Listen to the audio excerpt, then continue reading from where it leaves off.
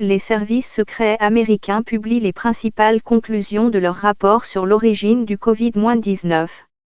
Ils n'ont pas pu déterminer les causes exactes de la maladie, mais ont conclu qu'elle n'a pas été développée comme une arme biologique.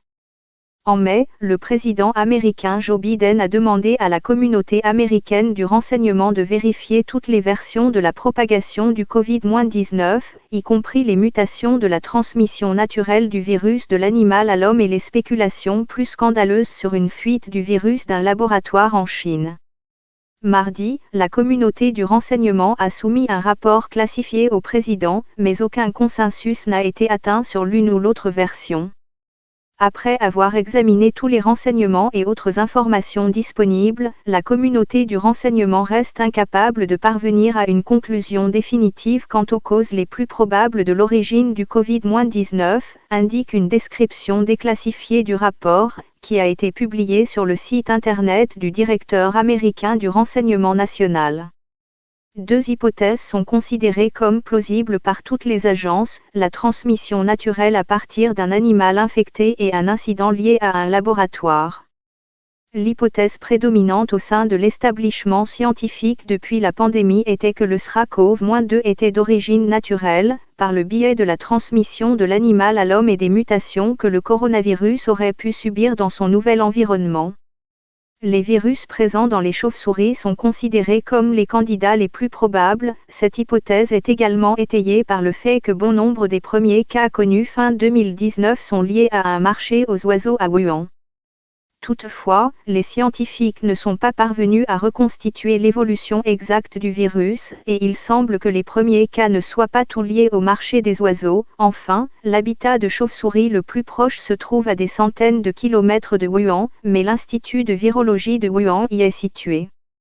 Le rapport des services de renseignement américains fournit quelques détails sur la manière dont le coronavirus a pu apparaître et se propager chez l'homme. Selon les agences de renseignement américaines, la contamination initiale a probablement eu lieu au plus tard en novembre 2019, le premier foyer connu à Wuhan ayant eu lieu en décembre de la même année. Nous ne pensons pas que le virus ait été développé comme une arme biologique, indique le rapport.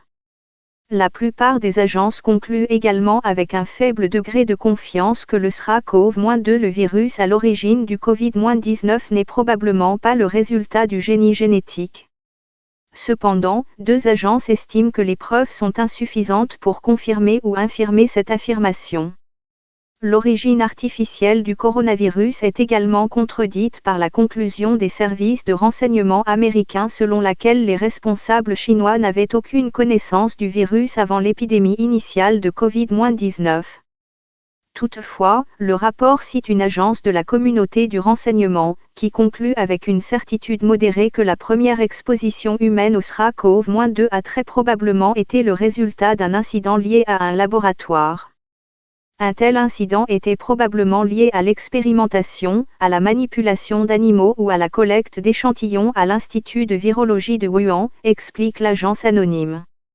Selon les informations recueillies par le département d'État américain sous l'administration Trump et rendues publiques en janvier dernier, l'Institut de Wuhan entretient des liens secrets avec l'armée chinoise, et plusieurs de ses employés avaient été admis à l'hôpital avec des symptômes grippaux, qui sont également caractéristiques du Covid, dès novembre 2019.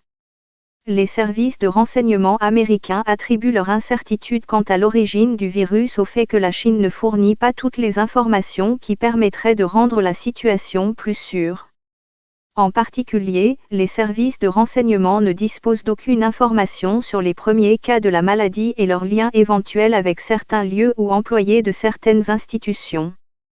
Pékin continue de résister à l'enquête internationale, ne veut pas partager les informations et rejette la responsabilité sur d'autres pays, y compris les États-Unis, indique le rapport des services de renseignement américains.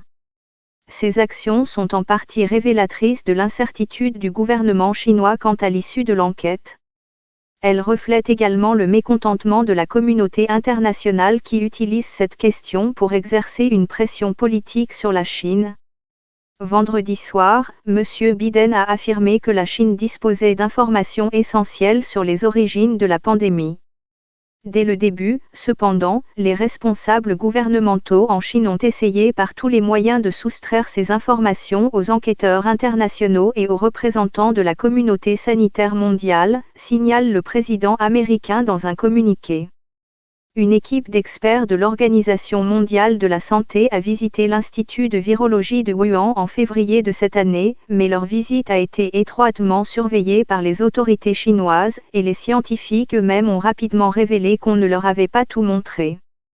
Les médias de propagande chinois, en particulier ceux qui s'adressent à des publics étrangers, ont beaucoup écrit ces derniers jours sur le rapport des services de renseignement américains, cherchant à le dépeindre comme faisant partie d'une guerre de l'information contre la Chine.